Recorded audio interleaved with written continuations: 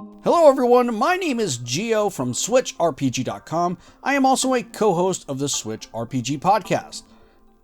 Today we have a video of our top 10 turn-based RPGs on the Nintendo Switch to date.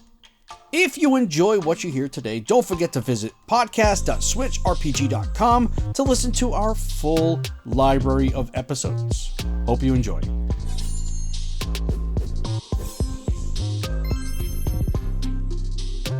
So before we get into the top 10, I just want to sort of clarify a few things. Oh no. So just a reminder, in case you skipped out on the top 20 action games. Oh yeah. Right. We are putting a bias on ranking these games on how well they execute on turn-based combat, but we're not ignoring all the other aspects of the game. So we're not ignoring the story and the theme and the graphical fidelity, the audio, etc. We're not ignoring those elements. But so we are judging these games on the overall experience, but also how well they execute on the turn-basedness of the game itself as well. Turn-basedness. Yes. Kind of like a Thanksgiving Day turkey. Nice. Wait, really? Yeah, you base your turkey. Oh, I think we're talking two different things here. Yeah, we are. All right. Why don't you give them number 10? All right, number 10 of our top turn-based RPGs on the Switch is Slay the Spire. Slay the Spire is good. Slay the Spire is great. It is addictive. It is not going to give you a big in-depth story romp or anything like that, but it is the roguelike turn-based card combat piecing together a deck kind of game, and you will fail, you will succeed, and then you will want to continue to succeed and reach harder and harder, better and better cards, loot, gear, etc. You want to talk about elusive? This is one of those elusive games that I still have yet to get. And I hear so many glowing things about it, and it interests me. It's just my backlog is just, my God, it's like piled so high. It's the very tight feedback loop of wanting to do another run, and you combine that with the sort of almost nail biting kind of at the edge of your seat, sort of randomness. It's randomness, but it's edge of your seat kind of excitement, because you're hoping that something goes your way, and when it goes your way in a very, very good way. And when it doesn't go your way, it doesn't go your way in a very, very bad way. But in overall, exciting, because not much is at stake other than your current run. Okay. So you'll just do another run if things go so bad that you fail. Right? So you just continue to build that deck, though, right? Well, you'll be building decks with the runs. And you'll continuously do it for forever. It's that feedback loop. It's real good. It's a roguelike, so that's what they're built on. They're built on just doing the same romp over and over and over again for the chase of better loot, better cards, right? Getting a little further and further and further through. In the harder difficulties, just really refining your engine building. Right. In this game, deck building. I gotta do it. I gotta get that one. So it's one of those elusives.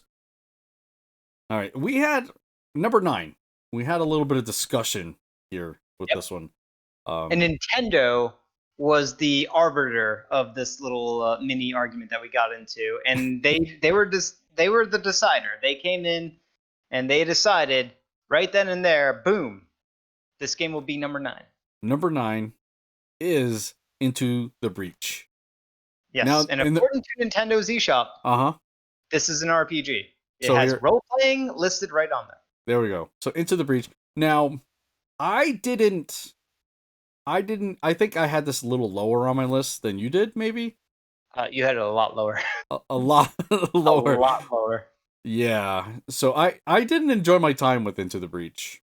I really didn't. I absolutely love this game. Now, why did you like it so much? It's very The grid, it is a strategy, or tactical maybe RPG.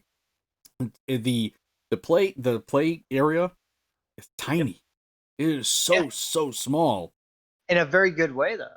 Yeah, It's the combat is so definitely turn based. Takes place on a grid, and it gives you a scenario within each mission. And these missions are it's like their own mini little combat round by round scenario, and you only have like I doubt they go further than 5 rounds or 6 rounds. yeah, It's a they're very shorter. limited number of rounds that you have to best handle that scenario that they give you and that invasion of the bugs.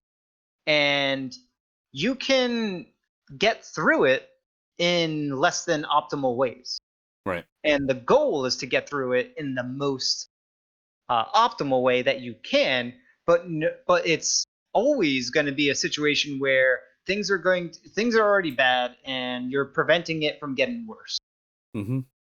And that's What? how the game plays out on each mission. And that's the individual mission, and then there is this map of a continent, a region within the world, and you can take on different missions depending on what they're going to offer as rewards. So you have choices as you're going through, and those choices will have consequences because a prior mission or access to later areas within the same continent will be gated based on your limited number of choices within a continent, so or an island. They might be called islands, and you only can only do a certain number of missions within an island before you have to jump off to the next island for reasons within the game story. Yeah. What I really did actually like about the game was that it gives you the enemy's movements prior to you even taking your turn. So you already know what the enemy is going to do, and you have to base your actions kind of around that and almost be a step even ahead of that. So there is kind of some there's a really deep thought process behind it. Yeah. I don't know. For me it just I got a little bored of it. I don't know. It just didn't feel like I don't know. There was something with it. It just didn't get me. Just didn't get me. It is a puzzle game. It's very much a puzzle solving combat game in a very good, satisfying, different way. That's the big thing. It's distinctly different from a whole lot of other games, and it's so. I love how they present these puzzles to you, these tactical combat puzzles to you, in this little tiny little I don't know 8x8 grid. It's Mm, like miniature, and it's just great. It gives you all access to all the information you need right then and there. You can see the enemy movements, as you said, and you got to figure it out. And mm, you can. There's some degree of chanciness in there in some points, but for the most part, yeah, it's solvable to a certain degree, and it's you have to solve it in different ways based on your run. So this is also a roguelike style game where you're going to die a whole lot and you're not going to be able to beat the game, and but that's fine. You restart and you can change your spec as you're going through, right? So you can choose which mechs you're going to use as your deployment. You can, I think, change out the mechs have like factions, not factions, but they have maybe it's factions. They have like a special typing system to them too. So there's like ice mechs and fire mechs and whatnot. And there's different roles within them. Like there's artillery ones, yeah. ones that are really good at meleeing stuff. Uh, in addition to that, as you're going through the missions, and the missions that you're getting is randomized, and the drops and loot that you're getting is randomized, Hmm. and then you have pilots that can pilot these mechs, and they can be specced out and leveled up independent of your mech itself, because you can upgrade your mech, but then your pilots can level up, and you have to manage that, and that's going to cause every run through the game to be vastly different from one another, Right. including the puzzles that you're coming across are going to be vastly different from one another, just from the nature of the randomness that they insert on the setup. It's more randomness on the scenario that they give you than it is randomness on how things play out. How things Mm. play out, I believe, from what I remember, is actually deterministic. Speaking of old games, this is an old game but new on the Switch. South Park. I'm sorry, number 8, South Park: Stick of Truth. Now, it is a straightforward turn-based RPG. There's no doubts about that. But where this one gets set apart is it's entertaining. This game is entertaining from beginning to end. Now, if you're a South Park fan, this sits right at home with you. I mean, if you really dislike South Park because it's corny, cheesy, all that stuff, this may not work for you. But I think when I played this game, it was hilarious and entertaining from beginning to end. The characters and ridiculous, yeah. So basically, Stick of Truth is, think of Lord of the Rings. You know, it was set in that medieval time. They had spells. I don't remember off the top of my head what some of these spells were. But they're kids playing. You know what I mean? So these spells are ridiculous. The spell casting had to do something to do with like fart. Yeah, fart. You know, yes, it's got all those childish humor things. So it's got a lot of farts and burps and all sorts of stuff. But it is set in the South Park world, so some of it I can see how some people could be sensitive to it. But man, they're playing with like wooden swords and stuff. It is so funny. It is a very funny game. It is a medieval theme, but that is only a small aspect of the theme. The theme is actually a bunch of little kids, elementary school kids, that are pretending to play in a medieval fantasy world, going on this epic quest. Right. So they're playing pretend. Basically. But obviously they're foul mouthed. They're all that stuff. So very vulgar, yeah.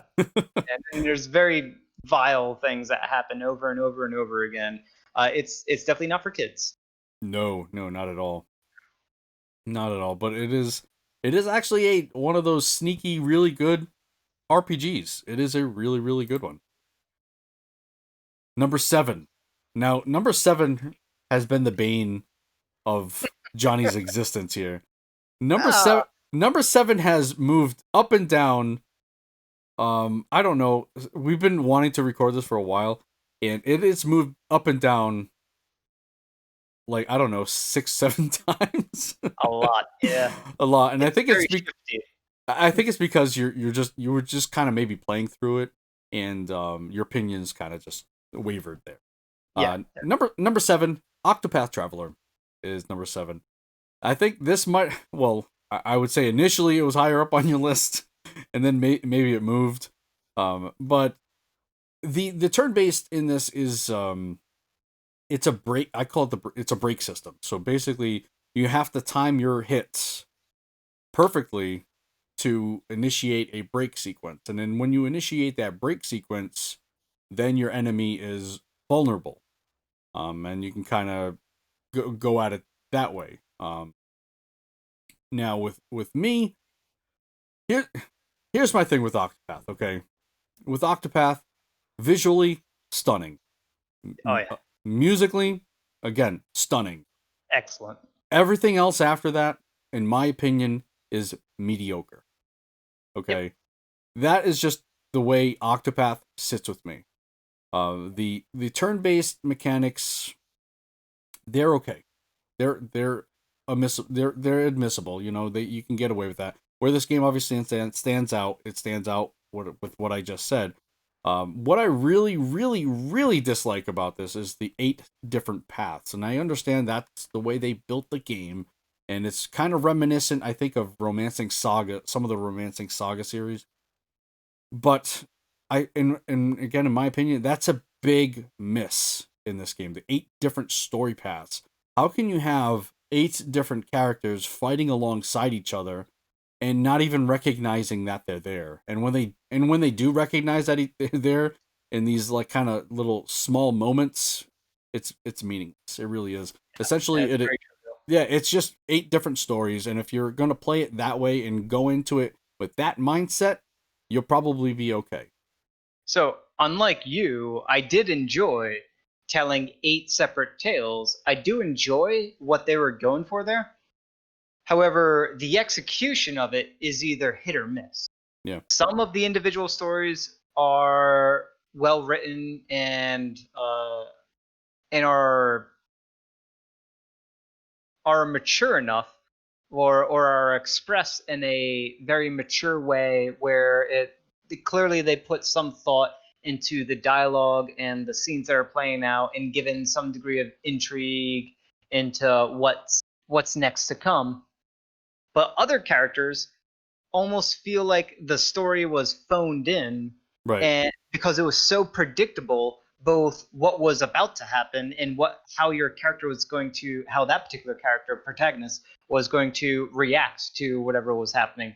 So it was almost, it's pretty much a 50-50 split, and even the best of the individual stories doesn't come close to bringing up or raising or making or being worthwhile of a storyline to experience on its own.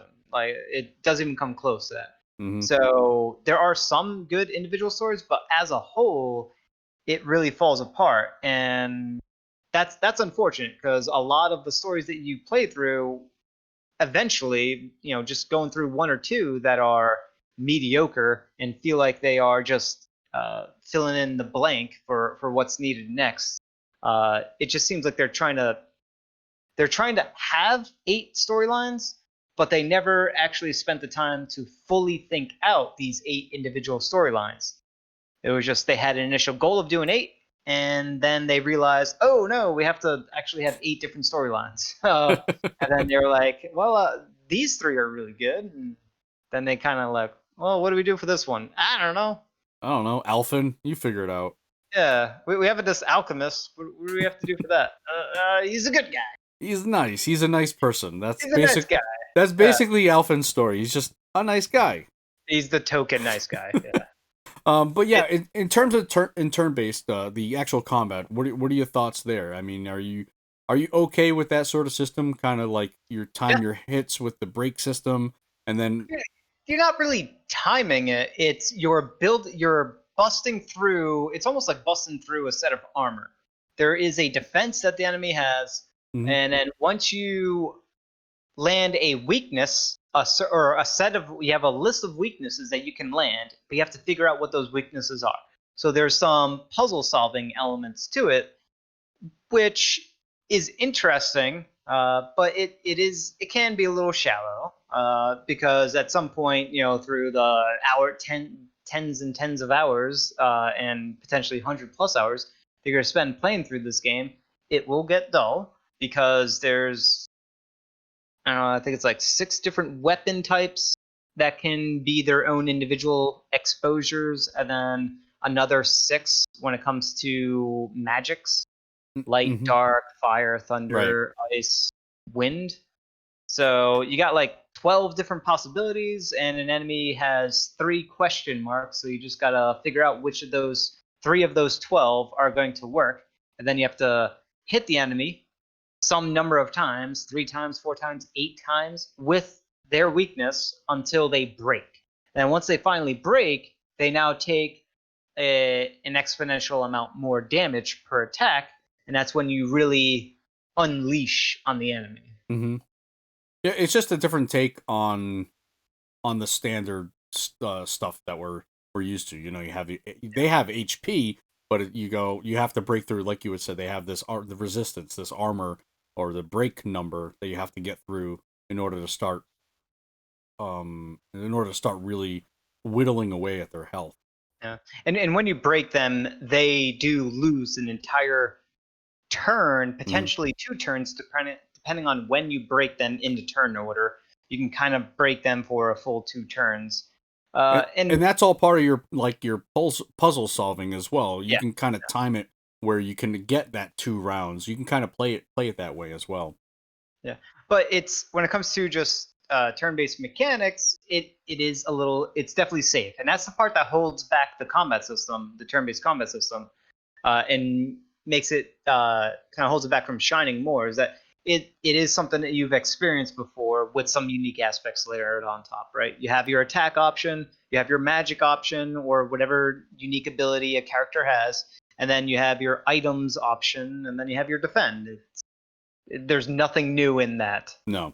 Other than the what were those? Well, there's kind of like aren't there like job skills kind of like depending on what character they are. Like I'm just remembering. They have, yeah. Okay, all right. But, I'm talking about the orbs that you spend. I forgot what those were called. Oh man, I'm in not... order to get multiple attacks or enhance a single attack. I don't know. It's not Brave. No. That's a different game. Trying to remember what it was. But yeah, anyway, I don't recall. But yeah, I mean, even just I'm kind of watching it also on the side here. Like when the attacks hit, when the spells hit, it looks awesome. It really does look cool. It just, I don't know. I think it didn't balance storytelling and gameplay for me well enough for me to like it.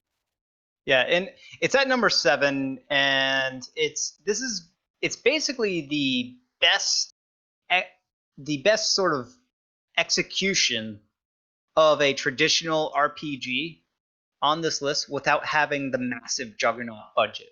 Right. Yeah. So yeah, that is Octopath Traveler.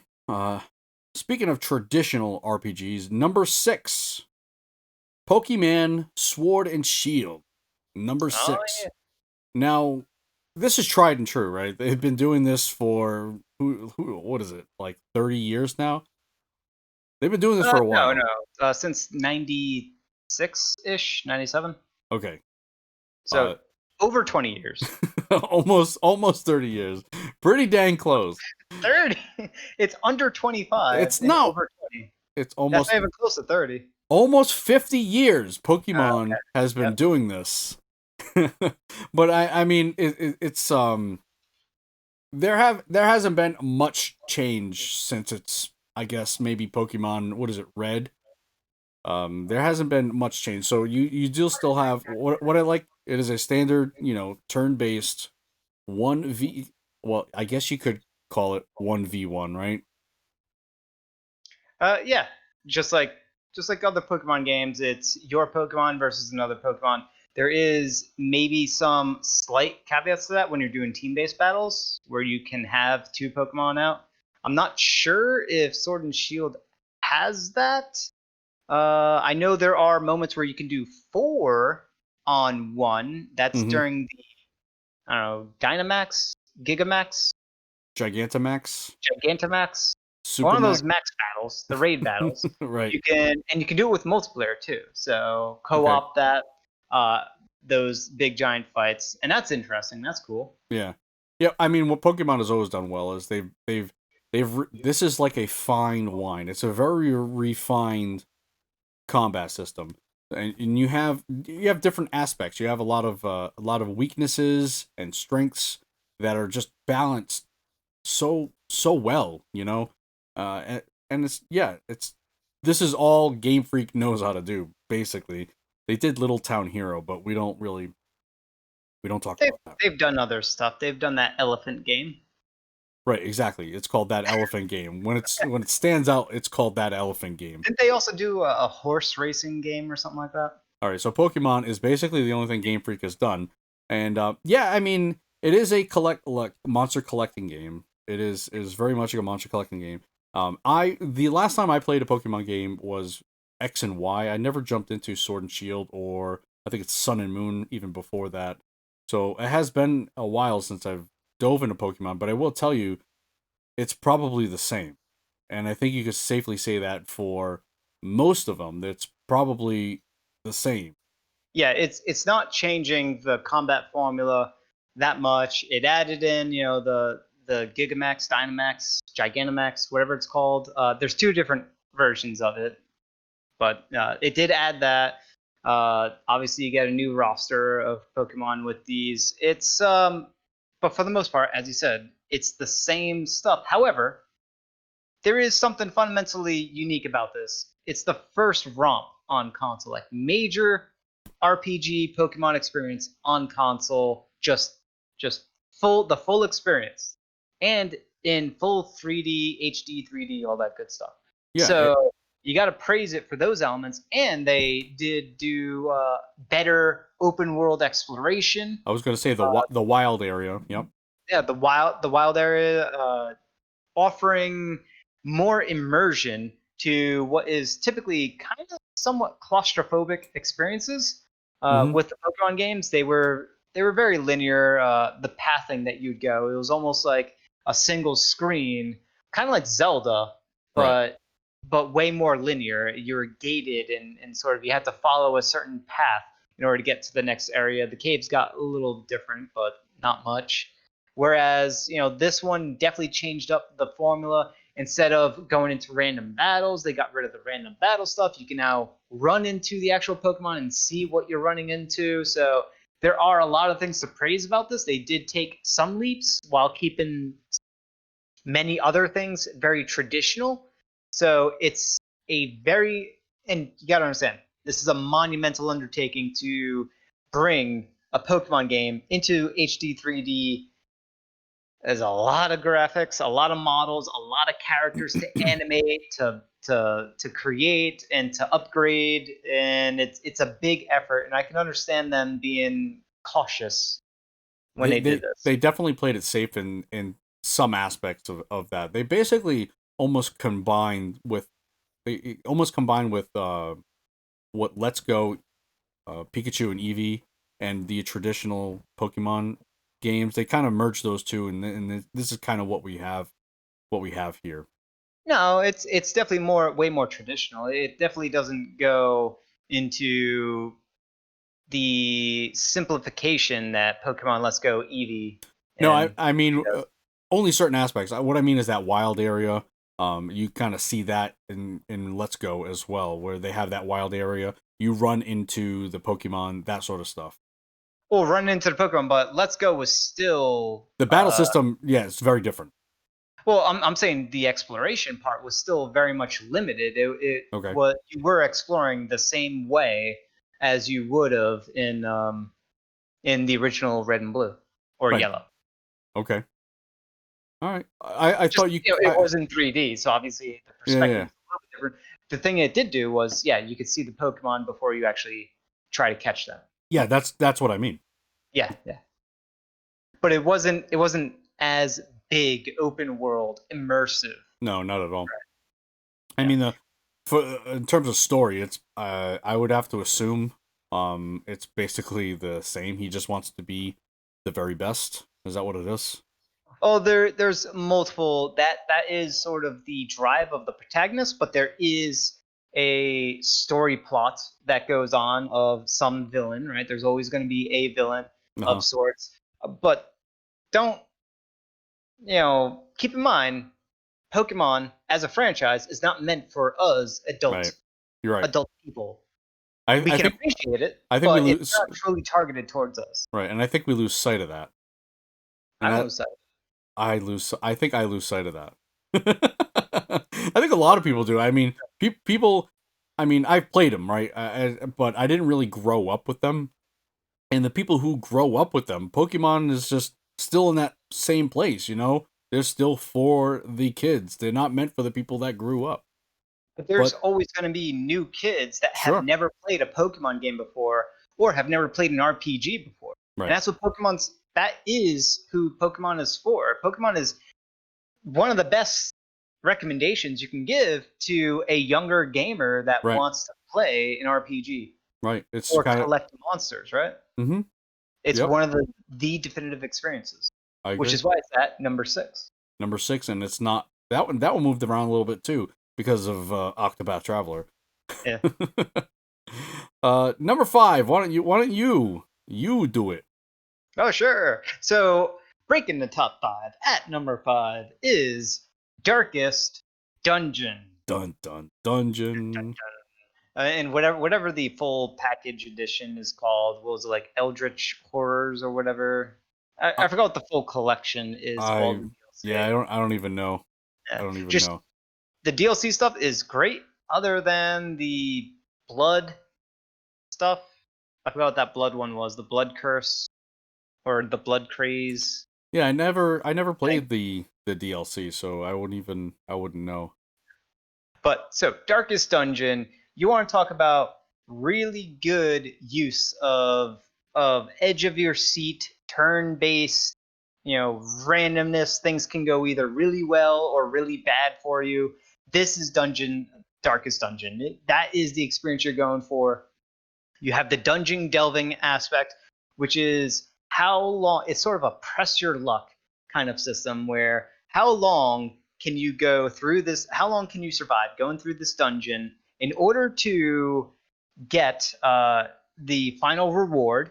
Mm-hmm. You get to keep the loot that you have acquired until that point. So at any point, you can actually, leave the dungeon and chicken out. And you'll maintain the loot that you've collected, but there is going to be some end rewards if you satisfy whatever condition it is to go through that particular dungeon. You'll get usually it's some sort of amulet, charm. I forgot what they're called. Yeah, Accessory thing. yeah. I know what you mean. So you're kind of wanting to complete whatever that job is, and even after you complete it, the main part of the quest for going through that dungeon experience, there could be more of the dungeon that you want to explore, and you can kind of continue to press your luck and go through it. And the reason why it's press your luck is you have a limited number of resources that are going to help with your survival. Part of that is a torch, the lighting system. The light. Where right. the lighter it is, the more light is available to you, the brighter your torch, the safer it's going to be, and the easier time you're going to have taking down enemies. However, you're not going to get as much loot. Whereas if you, the darker your torch, the darker your light source gets, well, the enemies get tougher because they're going to crit more often, but your drops, your loot is going to increase and get better and better the darker and darker it gets. So once again, it's more of that press your luck. How risky do you want to be in order to get a bigger return on that investment? Mm-hmm. And it's a very challenging game. They balanced it to a way of being maybe a little bit too challenging. Certainly end game, a bit grindy and extremely challenging when it gets to the end game. And they eventually added in different difficulty settings that you can do.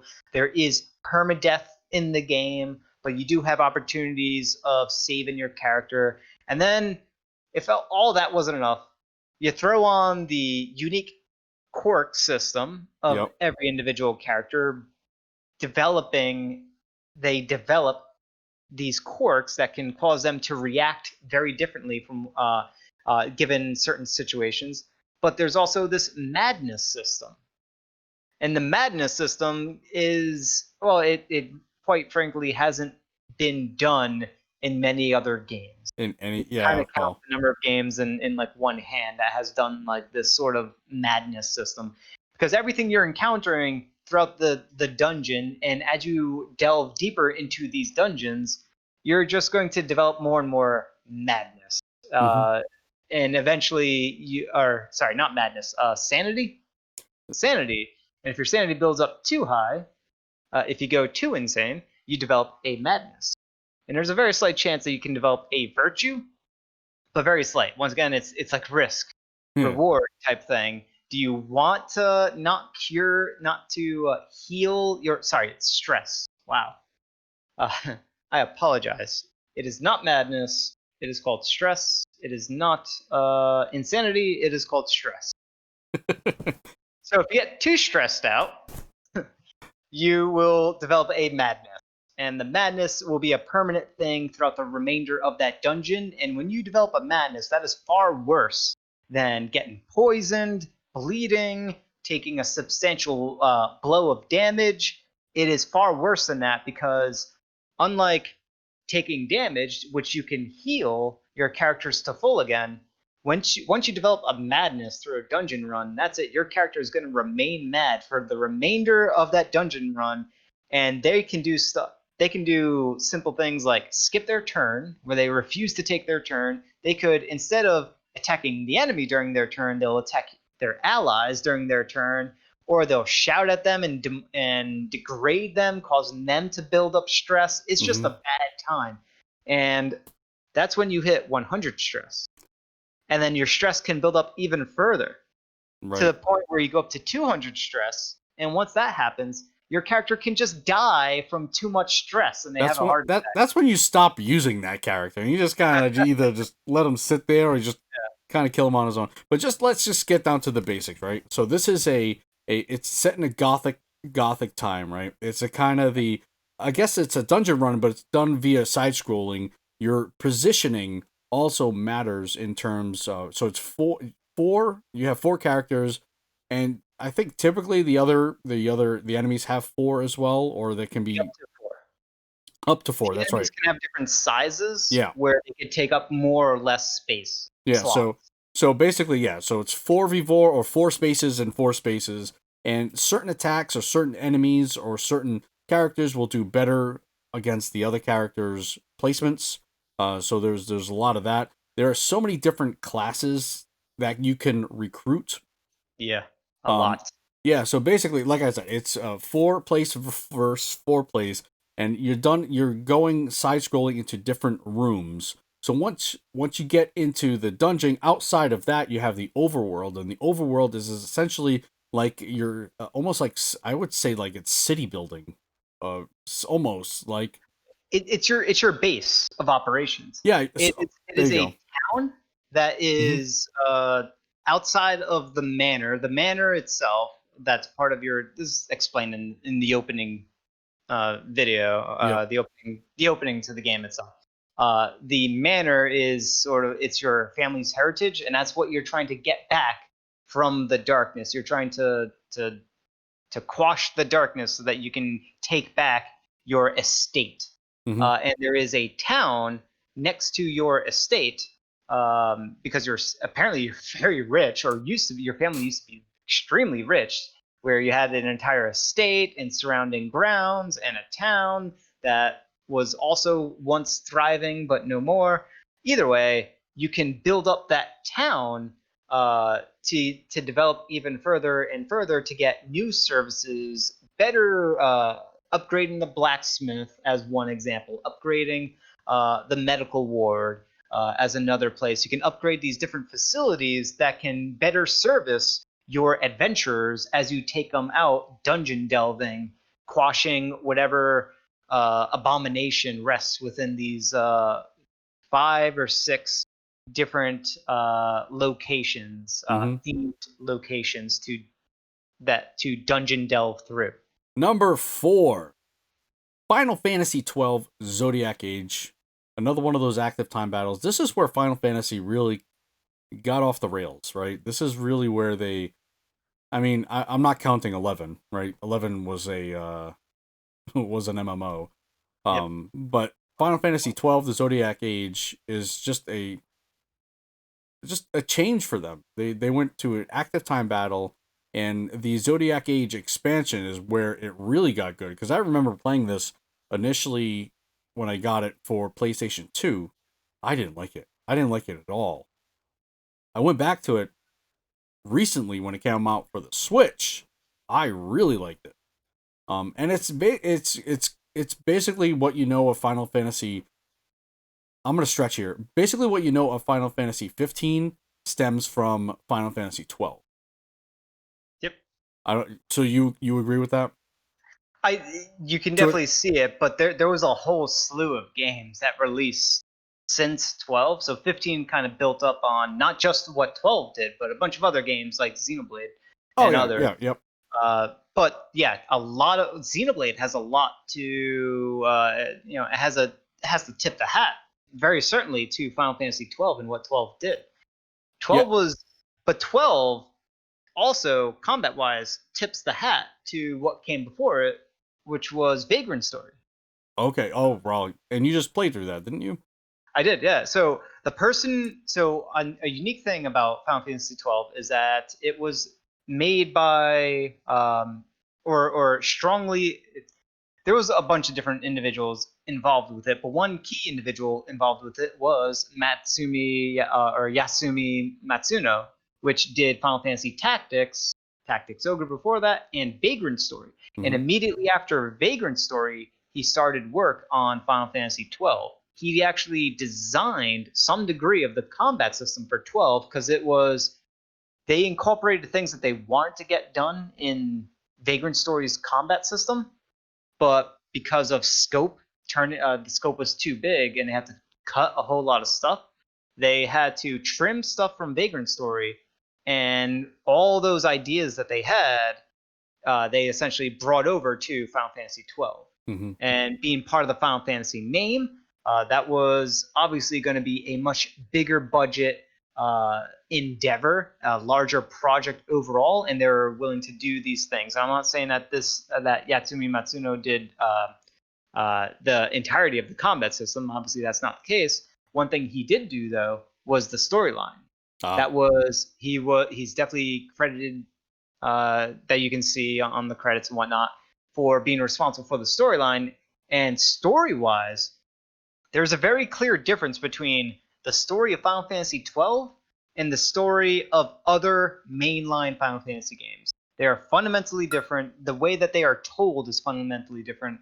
My brother very recently beat the Zodiac Age on Switch, and the way he phrased it is that, unlike with other Final Fantasy games, it doesn't get crazy with the story at the end, where stuff just doesn't make sense anymore. Like world-ending type of stuff. Like weird stuff, like almost out of nowhere, like characters that show up and you never, like, who's this person? They're now transformed into this thing that was possessing them this whole time. Like weird, quirky stuff that kind of happens a whole lot in JRPGs. Right. Final Fantasy 12 wasn't that. It made sense. The story was followable and made sense. It was dense and there was a lot to it, but it made sense from beginning to end. Yeah. I would have to agree with that. Yeah. But this is where, like I had mentioned, this is where Final Fantasy took a turn for what it is currently, I guess you could say, along with its other influences, where it has that 3D space. So in terms of combat, if you're not familiar with it, instead of getting to a combat screen, you're essentially in an arena. Kinda. It's kind of a free flowing arena because you can just get out of it any old time and run away. Yeah. So all your attacks and everything, all your turn is on a cooldown, and I really like some of the casting, the not just regular attacks, but a lot of the spells look really, really awesome, and especially for its age, I think it's I don't know why I hated it when it initially came out. Maybe because I was expecting, your traditional final. I went from Final Fantasy 10 to 12, and they were just so drastically different. Maybe that's where I fell off that train. But and it also had the Gambit system, which is a big, if you're not familiar with scripting AI, right? If it can be weird and obtuse and confusing to people to figure that out. Right, but it's so important. Like now I'm totally on top of it. Maybe I just wasn't. I don't know. I don't know what younger Geo was all about, but I know for now, like, that is so, like, getting into that fine detail in the Gambit system is almost relaxing to me. I'd love to get into that stuff. And it's not necessary, because you can always just pause the combat, switch characters, queue up the next attack, whenever spell, whatever it is ability, whatever it is that you need to do, switch to another character, queue up, right? You can chain these things together. Now, the game is running in real time, but the characters are taking their abilities that they're doing, their attacks that they're doing, happens in a turn-based sequence. So this one probably straddles the line between real-time and turn-based the most out of all the games in this list. I would agree, and I wholeheartedly recommend this game. Yeah, it is a fantastic game, and it, because of what it did during combat, and all the games that borrowed from what Final Fantasy XII did because of its combat system. There's a lot to owe to this, and the combat system is still great. And the Zodiac Age overall for the Switch, just with all the quality of life improvements that they made to the game, the fact that you can speed up, I think you can like do double speed or 4 times speed. Yeah, yep. Helps with the very large, grindy kind of areas. Yeah, there was a lot of kind of what like Dragon Age Inquisition. There was a lot of space in between things you had to do. So having that run when fast travel wasn't available, or if fast travel wasn't available, having that run really does help. Yeah, because some of the zones were quite big, and there were multi. You called it arenas. Arenas is a weird term, but it was like mini zones within a larger regional zone, a dungeon, if you will, and it's almost like rooms, but they were bigger than rooms. Right. So there were small zones, and there was a load time in between. The load was kind of quick, but it was you kind of run to the edge, whatever the doorway is, or the end of the path, and that teleports you to the next section of the region that you're in. And it was quirky, and it's kind of like Monster Hunter. How Monster Hunter, you go from one section of the map to the other, and there's a load time in between each. Yeah, don't compare this game to Monster Hunter. Please don't do that. Number three. Now this is the top three. This is like I don't know if any of these were fighting for top three, but these are all these are really, really good games. They are big budget stuff. They are quality now, and all three of these, or at least one of this one, number three itself, definitely caters towards a younger audience, right? Yeah, I guess you could say that. Apply to everyone, though. Absolutely can apply to everyone. Of course. All right, let's just say number 3, Dragon Quest XI Echoes of Elusive Age Definitive Edition. That is a mouthful. But Dragon Quest XI is definitely the definitive edition. It has what are its enhancements? Its enhancements. The music. It's got fully orchestrated music. It's got the sprite mode that you can do. You can play this game in 2 different ways. You can play this game in 3D mode, or you can play it in traditional Dragon Quest fashion, very traditional in 2D mode. And it's done really really well. I've seen people do runs in this, but this one has the arena combat though, right? It's still turn-based.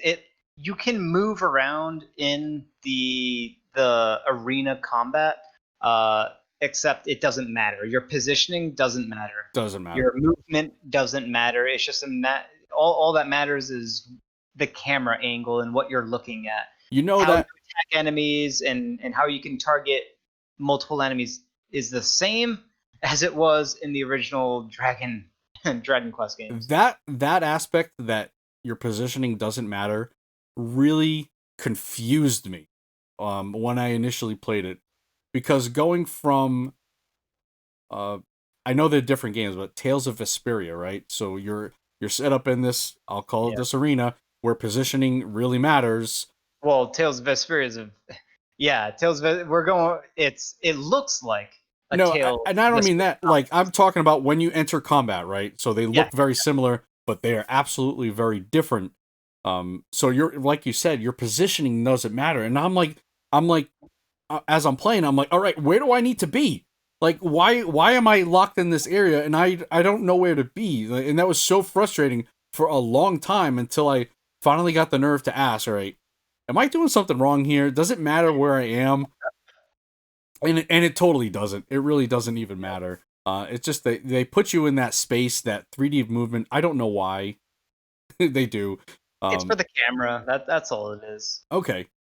It's a better angle. 'Cause some of the stuff that happens during combat is hilarious. The coming down with the dancing fever or whatever it's called, and then seeing your character dance uncontrollably. That's just awesome. But it is an absolutely massive game. And, and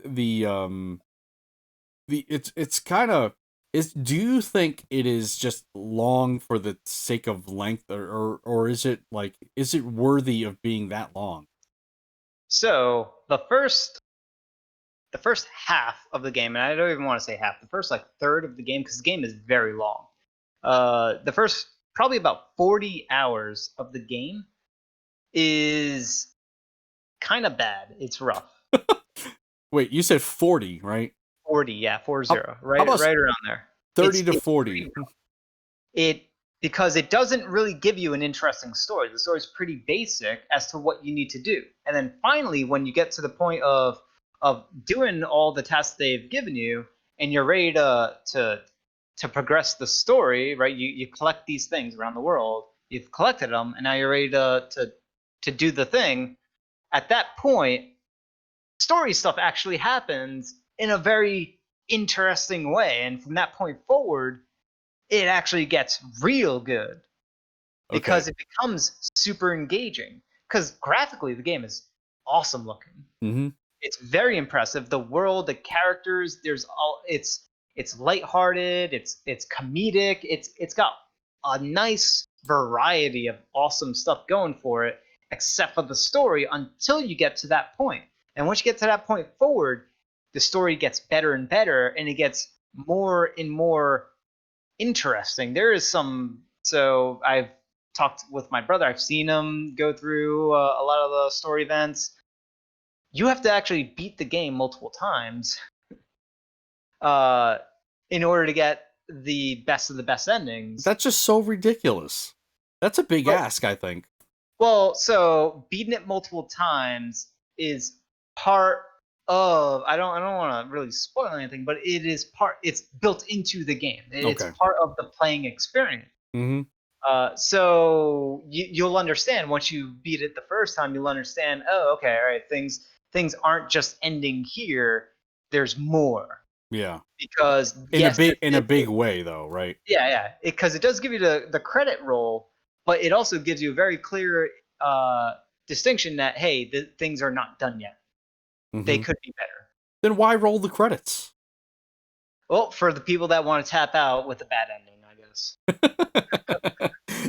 That wouldn't be me, because I didn't even make it to the 30 or 40 hour mark where things turn. I was just I mean, I enjoyed it, but I'm like, I need something else. Like, this is very basic, and I just didn't have the time to invest to play the game.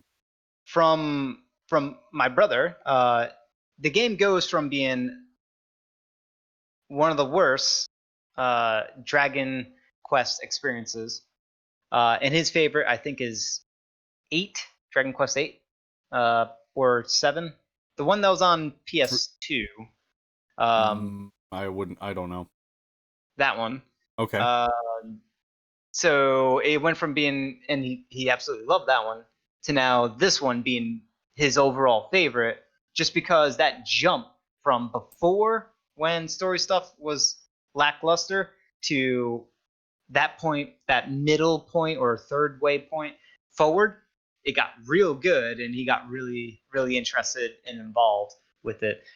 And there's other things like the crafting system is very important, but it doesn't really roll out until you get like midway through the game, when now you're really getting involved with crafting better gear, and you have to farm enemies, and you have to find the enemies to farm in order to get the crafting material that you need, and like you really start to get pulled in, but it takes like a massive 40-hour investment for things to finally start to get good.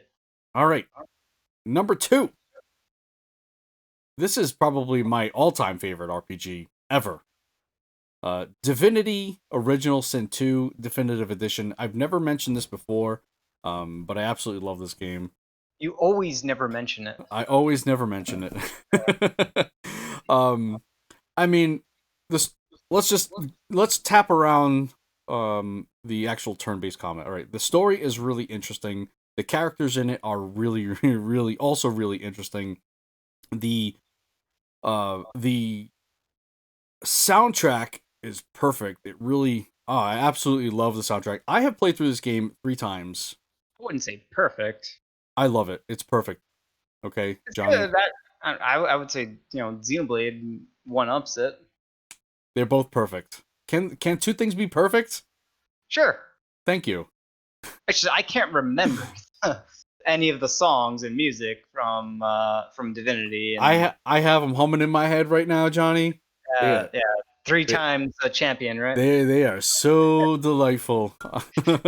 and yes, I played through it 3 times, but every playthrough has been different, because you can play through this game so many different ways. Like there's there's so many different play styles that can be played.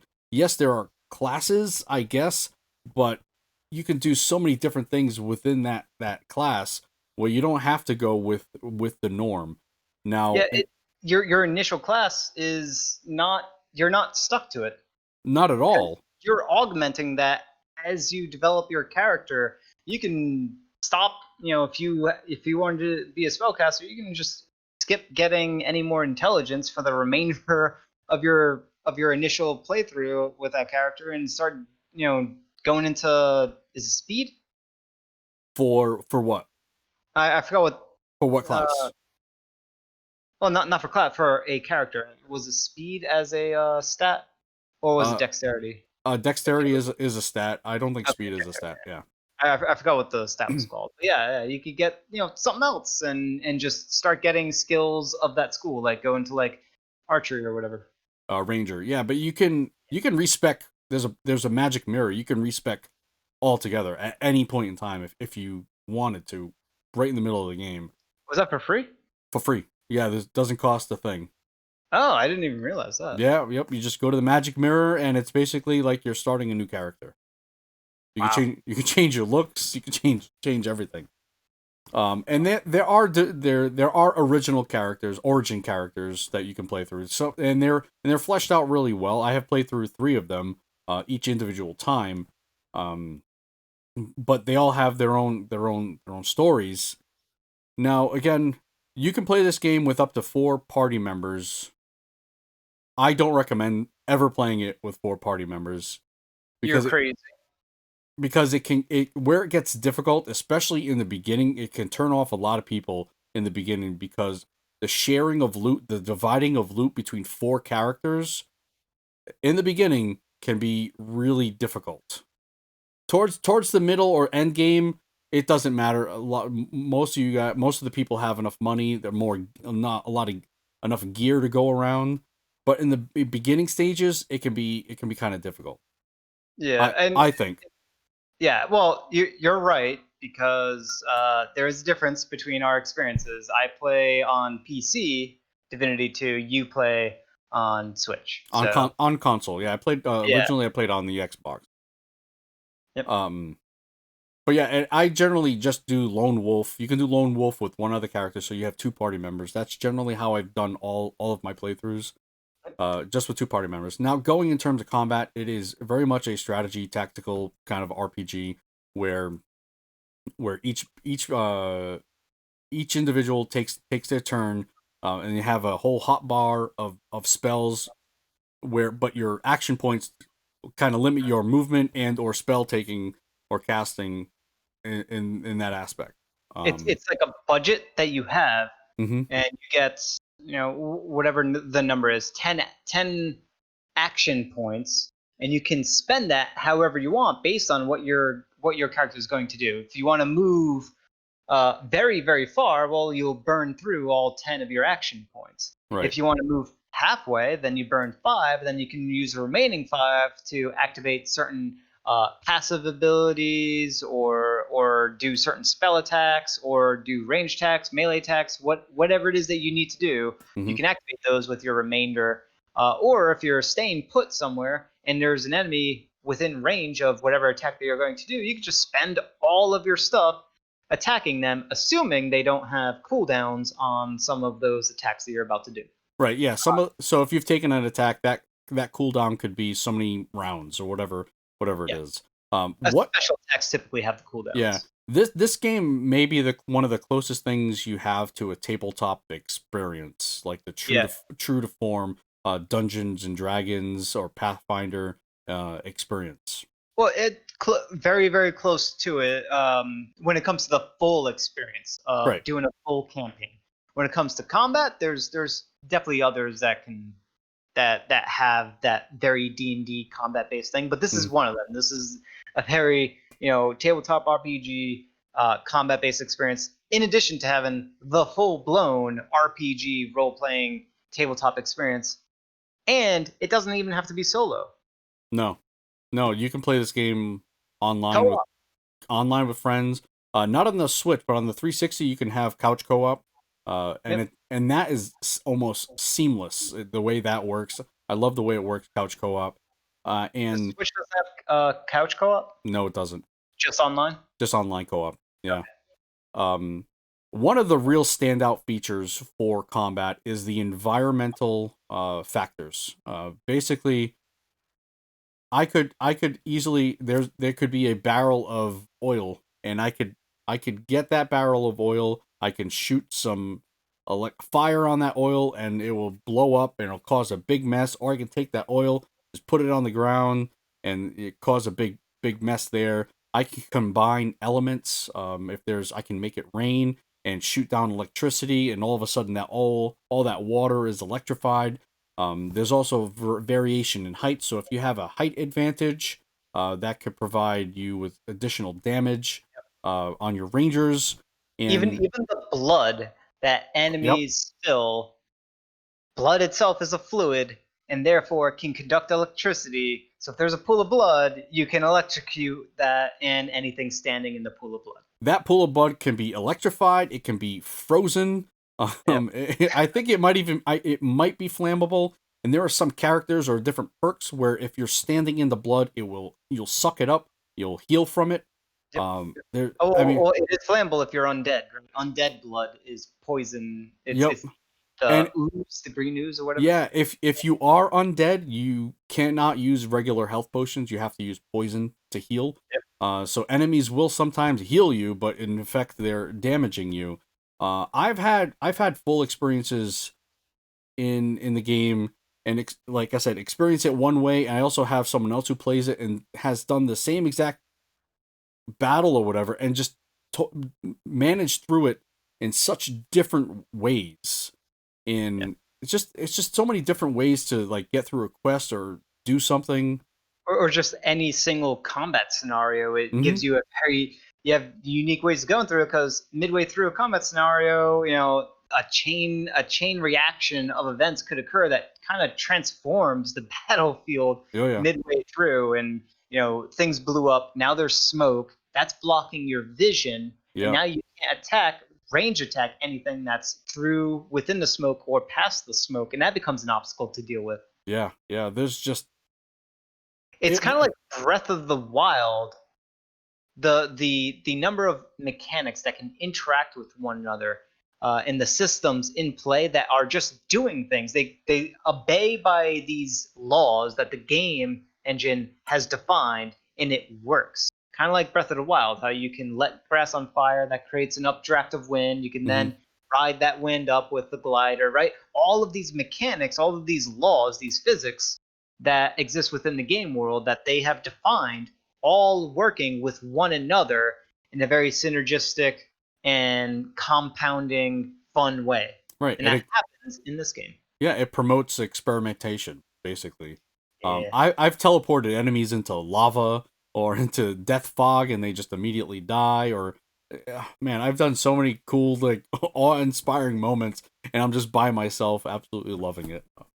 And then there's the storytelling, the very different decisions that you can make that changes the narrative in fairly dramatic ways. Oh yeah, this is absolutely one of my always recommended for people, anybody who wants a turn-based game. This is always one of my recommended games. It's just a good game in general, but and the only reason why this game is not number one is probably, and not to say that the number one game isn't bad, but it's basically a point of the Switch not being the most ideal way to play this game. Yeah. And that's the only reason why this game is not number one. The game is absolutely phenomenal. It's just the Switch is still a great place to play it, and an absolutely amazing game, but it's not the best place to play it. Right. I agree. The best place to play it would be the PC, or maybe a stronger console, higher powered, or higher power console. But this is one of the games that comes from PC World, right? But it is done and translated so well to the console, like for controller. The controller support in this game, amazing. All right. Except for inventory. What's wrong with the inventory? For me, like, managing inventory between 4 characters, perfectly fine. No, I think the delving out of inventory. So, for example, especially if you're the same type of character, if you're both ranged characters, you just can't. Early on, it's not going to happen. Yeah, you take that Especially, arrowhead, I take this arrowhead. yeah, You're shooting poison arrows, I'm shooting the fire arrows. it just can't work. It can't work. I don't share well. I don't play well in the sandbox. Number one. Number one. Drum roll. Whatever. Anyway, Fire Emblem Three Houses. Oh yeah, We did it. Fire Emblem Three Houses tells a story, three different sides of one of, or is it four different sides of one story? It's three. Well, or are you talking about the DLC stuff? Kinda. Three different sides to the story. It's three sides. There is no fourth side. Oh, I consider. I don't want to spoil it. I'll talk. We'll discuss. There's a fourth side. I will discuss later. Okay. But the DLC that's the fourth. That is a fourth side. So there are five sides. Well, that fourth side only takes place during the first half of the story. Yeah. Well, I'll discuss what I think. Okay. What I think that is off screen. But anyway, so you got three sides to the story, and they're all interesting. Like, I think when we initially played this, right? Who did you play as? Did you play as Golden Deer? All right, and I played as the Eagles, right? The Black Eagle. Yep. We had totally different. Not, I guess you could call it respect for different characters because of our outcomes, and you did you ultimately play it on all three sides or no? No, I did. It was 160 hours just to get through the Golden Deer story. Granted, I min-maxed that to all craziness. Yes. But and it's very different. So the first half of the game, regardless of which house you pick, the events that happen are pretty similar to one another. Mm-hmm. But it's the second half of the game where things are dramatically different depending on which house you pick. Right, their motivations are very different, right? Yeah, it's you get a perspective difference on the houses on the first half, and then you see how that plays out on the second half. Fundamentally different, both on the events that are taking place, the quests that are taking place, etc. That plays out very drastically different, as well as the endings, based on those three different houses and their involvement with all of the events that are occurring. Yeah. And it is amazing that they wrote a story like this in such a way that was very well thought out, from multiple angles, well explained, makes sense on all these different angles, and all three of these different angles are all worthwhile experiences. Mm-hmm. And they feel different. Not only are they giving you like more information on different perspectives, but they feel like a very different way of experiencing this story in a very fundamental way. As I kind of mentioned to you, the Golden Deer felt very they felt like the good guys all the way through. Mm-hmm. That play experience. Whereas playing as other houses, probably especially the Blue Lions, for example, things aren't nice and pretty and rosy, rose painted happiness trees, whatever. Okay, that's a good try. Those are bad. It gets real dark. Yeah, no, I think I don't know about Golden Deer, but I do know the Blue Lions and the Black Eagles. It does get very dark. Yeah. After a big story change. Now, let's focus here on essentially it's a dating sim. Let's just get that out there. Okay. Yep. It is a dating sim. So what you're trying to do is you're essentially the teacher, right? So you're trying to recruit students. You're trying to blank your students. All of them.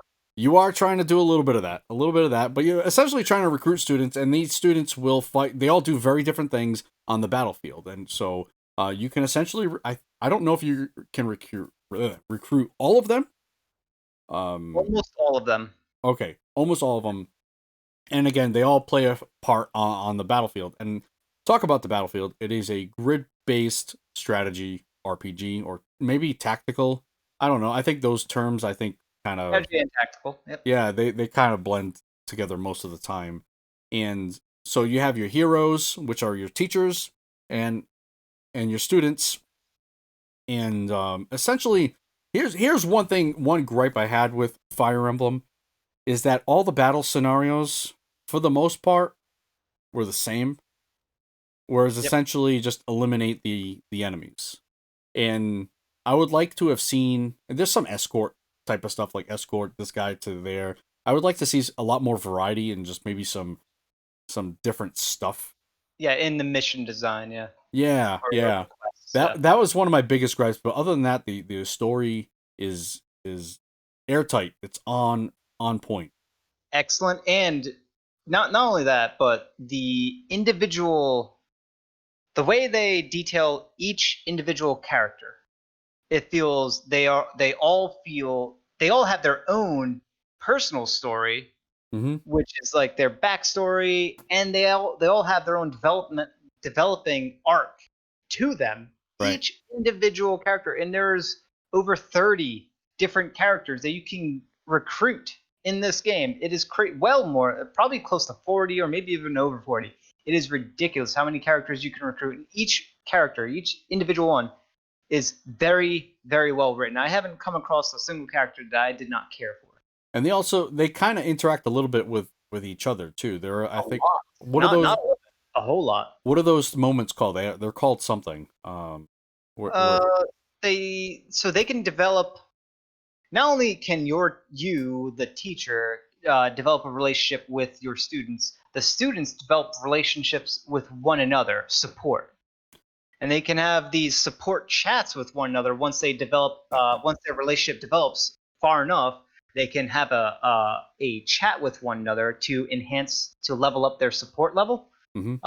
And that can be taken to a certain degree, and depending on which characters support one another, you'll get very interesting developments in their individual stories, as well as the story itself, and can even lead into acquiring brand new side missions. Oh yeah. Altogether. Yep. And even that support, it plays out on the battlefield. So if those two characters are like similarly, or they like each other, not in a lovey sort of way, but they get along really well. Support level. Yes, if they have a high enough support level, there are actually bonuses given on the battlefield. Yeah. They work well with one another, the better their relationship. So, and that ties to, it's not just it's a lot of, each individual character is going to have multiple bonds that they can develop with many other characters. Now, your character is the teacher. The teacher can develop bond with every character. So right. Your teacher is definitely the best one for stuff like that. Oh yeah. Yeah. I mean, what else is there to say? I mean, it is a very well executed game. It is the definitive Fire Emblem game. It's the best Fire Emblem game in the franchise, and it's so good that I actually don't recommend people going back and playing the older Fire Emblem, because it's just that big of a leap between the older ones. Mm-hmm. Wow. It's absolutely fantastic. And the whole navigating that central hub, that headquarters, the school, I guess. The monastery. What was it called? The Galgamek Monastery? That doesn't sound right. Gaelic Mock? Garrig Mock? Garrig Mock Monastery. That sounds. It sounds right. We'll go with that. Yeah. It's been a while, even though I dumped a crazy amount of time into that game. So yeah, it has that central monastery school area that you can wander around. There's multiple things, characters that you can talk to. You can spend as little or as much time as you want into those things. You have the quality of life stuff. If you want to just get through and experience the story, you can automate the daily activities that happen, so you don't have to bother with that. Or you can be like me and min-max like crazy and spend 160 hours to beat the game. I mean, I think I put a decent amount of time into the game with just one house. I don't know that I could go through playing the game again. I think if I was to if I wanted to experience the other houses, I would just look up some videos online and Yeah. basically experience the house, or experience it that way. Because I don't think the gameplay, um, really is gonna change much. Well, it does incentivize it a little bit. You get to I forgot what it was. You get to carry over or spend. It gives you like something to spend, um, and it gives you. I think it's items, and I forgot what that stuff was called. It's the when you're developing those statues, the saint statues. I know what you're talking. I don't know what it's called Yeah. though. You can. It gives you a lot of that, so you can kind of hit the ground running real Okay. good. You carry over. There's something major that you can carry over too. I forgot what it was, but you can carry over. I think it's your teacher, your professor level. I Okay. think carries over. I think Oh I wow. could have that really wrong though, so I'm not That's doubling down on that. But it does give you incentives to do New Game Plus, and what I would recommend for people because New Game Plus storyline wise is definitely going to be worth it. yeah, And what storyline I wise for sure. yeah. And what I would recommend is when you're doing New Game Plus and you want to get the other schools story, like the other houses stories, just put it on easy mode. Yeah, just kind of Breeze, fly breeze through through the it. combat and put it on easy mode. Yeah. Yeah, you could do that, and it's yeah that would work out as well. One thing we didn't mention, it can be permadeath as well. Although It's not permadeath, default. it's not default, but it is easy to get around it. I guess you could say. But you got the turn back time Yeah, mechanic. yeah, that's what I mean. So you can, it's very easily fixed if you do lose a character. Although I did lose a character in my playthrough because I'm not I'm not a good teacher. Yeah. So yeah, what I would also recommend is just don't play in classic mode with the permadeath. It's not a game like this, the Fire Emblem franchise, and it has taken me multiple Fire Emblem games to finally realize this. It's just better without permadeath Yeah. because these aren't disposable units. These aren't disposable things that you could just throw away. Like Uh-huh. people should die in warfare. In Fire Emblem, the way that they have designed it, they encourage you not to save everyone. It's very bad when someone dies Yeah. because you're not getting new characters. There's no way to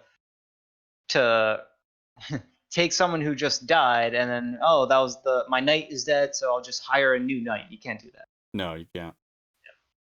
I'm just bad. Yeah. Just very bad. But, all right, so maybe we've been like for our number one, we're kind of like hitting this pretty hard, whereas on Divinity, we've been like all praise on that one. It's weird. It feels weird. It is. Final, yeah, I don't think we hit Fire Emblem hard. I mean, it does have its, it does have its criticism. I think where Fire Emblem really shines the most is the story, without a doubt. The turn-based mechanics in there, I don't know that it does anything really that special, to be honest. it doesn't do anything special, but it definitely takes because Fire Emblem the combat system was always kind of like a bubblegum simplification of something that is typically presented very very complex. Mm-hmm. It's kind of like a total war, a turn-based total war game, or like a Romance of the Three Kingdoms style game, but they simplified a lot of the nuances. Yeah. Right? You just go up to an enemy and you attack them, and then that's it. You control your next unit to go up to an enemy and attack them. In Three Houses, they gave you the gambits to work with, and so you got these unique skills and abilities that you can activate and use. So they have expanded on what was essentially a very simplistic way of playing the game, and they finally have expanded it in a significant way with the gambits. The gambits giving you very unique abilities that can fundamentally cause a difference. I'm not saying it's for the better or worse, but it does make it more nuanced. Mm-hmm. Whereas prior Fire Emblem games, depending on how you play them, it's really just like pair up 2 units to make 1 mega unit to then steamroll everything. But what the gambits are, basically they're like a set of troops, right? A set of troops that accompany a student, and they provide like a bonus, right? Well, it's more than just a bonus. They provide a bonus to the stats, Yep. but they also provide an ability. That ability Okay. could be an attack. It could be an attack that also repositions an enemy. It could be an attack that hits multiple enemies. And the big thing about the Gambit, especially the Gambit attacks, is that you won't get attacked back by the enemy. So Right. it prevents retaliation. Right. I mean, I didn't want to sound like we were poo-pooing the game. It definitely does do good stuff. It does great. And another big thing to praise this, and we didn't really touch on it too much, is the fulfilling the role of being a teacher at Hogwarts Castle. Like, all right, like that Harry Potter role playing that you always wanted to be a teacher at Hogwarts. Like, this is it. Right. This is the best sort of, you are the teacher, these are your students, educate them, train them. This is the game. Like, I haven't played any other game that even comes close to scratching that sort of awesome itch of raising students or underlings into being full-fledged underlings. Underlings. I don't know. Students, underlings. What else do you call them? Students. Oh, I said that. Oh, okay. Well, you said underlings. I said students, underlings. Just trying to find a third. Do you have a favorite character? Oh man, I have a lot of favorite characters. There's only one. You only have one. Only one. I really do like Claude. Yeah. Claude attracted me right from the moment where I got the indication that he was a promoter of liberty and someone who didn't think of things at surface level and always thought about ulterior. He was a skeptic, basically. He is the skeptic. So he's right in line with you then. Yeah, absolutely. That's it. It felt like Claude was a lot like me, how I thought. So that's what attracted me the most to Claude. I very much liked him. Yeah, I like Petra. I don't know what it was about her. Petra is awesome. Petra is also one of my favorites too. Yeah, she was really cool, and she was like one of my go-tos. Like, she was just instant kill everything. Yeah. Yeah, she might have had something going on with the teacher. I think I'm not sure. I think there's something. I think there was something going on there, but It was definitely a misunderstanding though. Because she's like underage, I believe, at this point, right? Isn't she? No, she's the foreign exchange student. Yeah, like, yeah. She doesn't. It's just great how they play that out. Like, her apprehension of the language that they speak is different. Mm-hmm. So she's always like, "How do you say this again?" As the kicking of the donkey goes. Right. It was just cute. Oh no, you're supposed to say. Yeah, I thought it was cute. I liked it. Yeah, but like I said, she was just like my instant kill, like whatever I wanted to. If I just sent Petra there, they were done. They were done for. Yeah. All right, so that is our list of our top, I don't know, almost 40-ish, but mostly top 20. What do you guys think? Did we miss anything? I don't think we missed anything. Nah, we didn't miss anything at all. No, we're good. We're good. Yeah, don't forget to. Yeah, what was that? We mentioned everything. We got them all. We got them all. So yes, don't forget to like, share, subscribe, all that good stuff, and we'll see you next time. Bye.